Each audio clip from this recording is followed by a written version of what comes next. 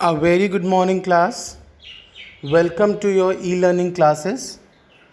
Today we started the lecture number 48 of economics, and in today's lecture the topics which we are going to cover is one of the important topic from board point of view, that is health as key component of social infrastructure. Basically आपके इस lecture में हम health as a key component of social infrastructure का topic cover करेंगे.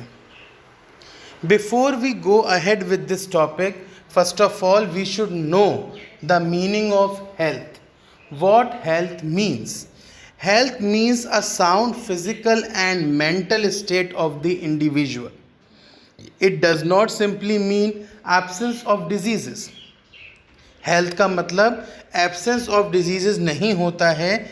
It means कि एक बंदा physically और मेंटली बिल्कुल साउंड सिचुएशन में हो. Good health implies overall efficiency. एक अच्छी हेल्थ में एफिशिएंसी होती है, प्रोडक्टिविटी ऑफ लेबर होता है एंड मेंटल एबिलिटीज़ होती हैं. These all are the qualities of a good health. Now let's have a look on development of health services after independence. Independence के बाद से हमारे कंट्री में हेल्थ सर्विसेज में काफ़ी इम्प्रूवमेंट्स आए हैं. तो एक बार उन इम्प्रूवमेंट्स को हम हाईलाइट करते हैं, that what are those improvements in health infrastructure. Number 1, decline in death rate. Death rate में काफ़ी कमी हुई है. सपोज़ अगर मैं आपको 1951 की बात बताऊं तो 27 per 1000 was the death rate, and right now in 2017 it is 6.3%. 27% से 6.3% हो गया है डेथ रेट. दूसरा, reduction in infant mortality rate. Infant mortality rate में भी रिडक्शन आया है. वी नो 0 से लेके 1 ईयर तक के जो बेबीज़ होते हैं, जब उनकी डेथ हो जाती है, that is your infant mortality rate. तो that is also reduced. It was 146 in 1951 and now it is 32 per 1000 in 2017. 1951 में 146 था और अब ये 32 per 1000 है. Life, rise in expectancy of life. As factors की अगर हम बात करें, so in 1951 it was only 32 years. Means एक नॉर्मल स्पैन ऑफ लाइफ कितना था? 32 years. And now it is 69.4 years in 2018. Means हम देख रहे हैं each and every sector of the health department is improving day by day. Control over deadly diseases. कुछ deadly disease हैं जैसे malaria, tuberculosis, small pox. ये वो disease हैं जिनके कभी कंट्रोल नहीं हुआ करते थे, but now these are also controlled in India.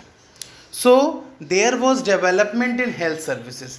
Health services में डेवलपमेंट काफ़ी हुआ. अगर हम इंडिपेंडेंस से लेकर अब तक की बात करें तो a lot of health development is there. Now health care system in India. अगर मैं इंडिया के हेल्थ केयर सिस्टम की बात करूं तो इंडिया का हेल्थ केयर सिस्टम 3 लेवल्स में डिवाइडेड है. There is a 3 tier system. What are those levels? Number 1 includes PHC means primary health centers and CHC community health centers and sub centers. Means आपके गांव और कस्बे में जो health care centres चलते हैं वो आपके टायर 1 में इंक्लूड होते हैं. सेकेंड टीयर मतलब सेकेंड लेवल में it includes secondary health care institutions. इसमें आपके मतलब प्राइमरी से इम्प्रूव्ड जो इंस्टीट्यूशंस होते हैं वो सेकेंडरी में आते हैं.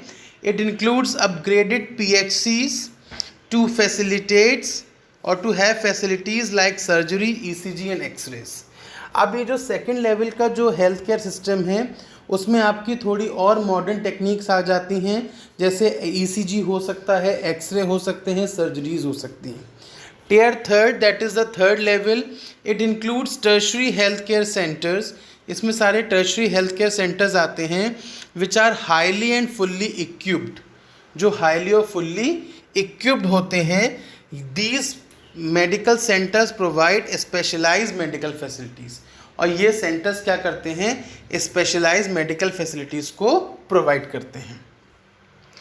Now private sector health infrastructure, अगर मैं प्राइवेट सेक्टर के हेल्थ इंफ्रास्ट्रक्चर की बात करूं, सो आज के टाइम पे more than government sector we rely on private sector for health services.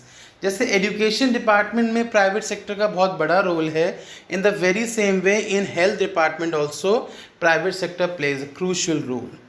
Now the private sector accounts for more than 80% of total healthcare spending in India. Total health care का 80% spending जो है private health care centres का, वो private में है।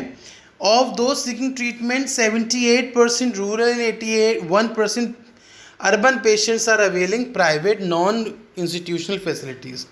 अगर मैं total patients की बात करूं अर्बन और रूरल एरियाज़ में, तो टोटल पेशेंट्स का 78% रूरल एरिया से और टोटल पेशेंट का 81% अर्बन एरिया से जो लोग हैं, they are prevailing private non institutional facilities. और उसके साथ साथ 58% रूरल और 62% urban are going to private hospitals.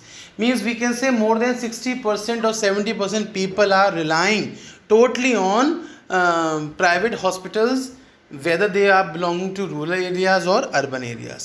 Private sector in healthcare has gained a dominant presence in all the sub-markets, medical education and training, medical technologies and diagnostic and so on.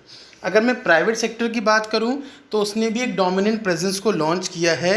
Means the private institutions hospitals are everywhere in urban as well as rural areas.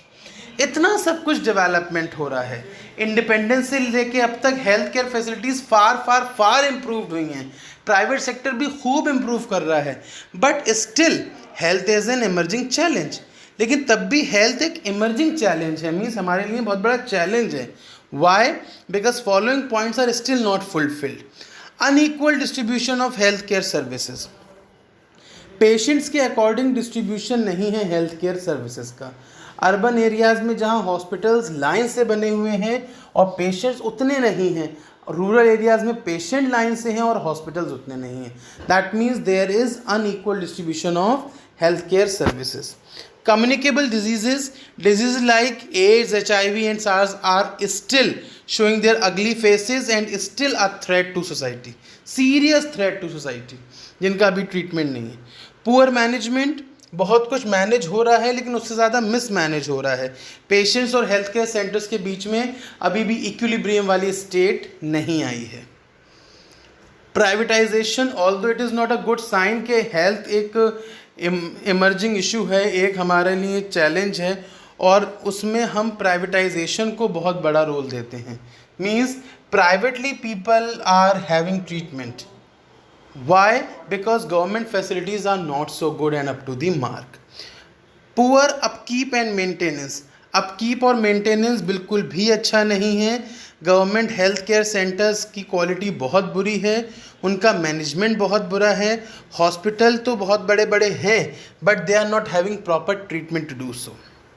Poor sanitation level, sanitation level मतलब बहुत सारी ऐसी diseases हैं जो due to dirty and unhygienic situations की वजह से होती हैं, राइट। और सैनिटेशन का उसमें बहुत बड़ा रोल होता है। सैनिटेशन लेवल इंडिया का इतना वर्स्ट है कि पेशेंट तो पेशेंट अगर सही बंदा भी आसपास बैठ जाए किसी CHS में या डिस्ट्रिक्ट हॉस्पिटल्स में तो शायद वो पेशेंट की कंडीशन में आने को तैयार हो जाए। Means sanitation level is really very very poor. So these are the challenges still we are going to face. Indian system of medicine, Indian systems means India में बहुत सारे सिस्टम्स को हम फॉलो करते हैं मेडिसिन के लिए। कुछ सिस्टम्स तो वो हैं जो इंडिया में ही ओरिजिनेट हुए हैं और कुछ सिस्टम वो हैं जिनको हमने बाहर से हायर किया है और अब वो इंडिया में एसिमिलेट हो गए हैं, राइट। तो वो सिस्टम्स क्या क्या हैं? आयुर्वेद, योगा, यूनानी, सिद्धा, नेचुरोपैथी एंड होम्योपैथी, ये सब मिलके बनाते हैं आयुष। इसको हम क्या कहते हैं? आयुष। तो ISM Indian system of medicine में 6 सिस्टम्स आते हैं जिनको हम एज आयुष प्रोनाउंस करते हैं। और अगर मैं अप्रैल 1, 2015 की रिपोर्ट के अकॉर्डिंग आपको बताऊं तो ISM hospitals 632 ISM hospitals were there, 26,325 dispensaries were there, 58,020 beds were there, 7,44,563 registered practitioners are there who are practicing, 554 undergraduate colleges are there, and 170 postgraduate colleges in India. इतना सब कुछ इंडियन सिस्टम्स ऑफ मेडिसिन के through हमारे country में चल रहा है. आयुष जितने भी आपके ये 6 टाइप्स ऑफ मेडिसिन्स की कैटेगरी है, ये 6 टाइप के मेडिसिन्स की कैटेगरी को हम ISM कहते हैं. और ISM का ये डेटा है कि 2015 के अकॉर्डिंग कितना कितना हमारे कंट्री में क्या क्या था. Right. So today we completed health as an emerging challenge of social infrastructure, one of the very important topic from board point of view, and with this your chapter infrastructure is completed. Hope you all understand it.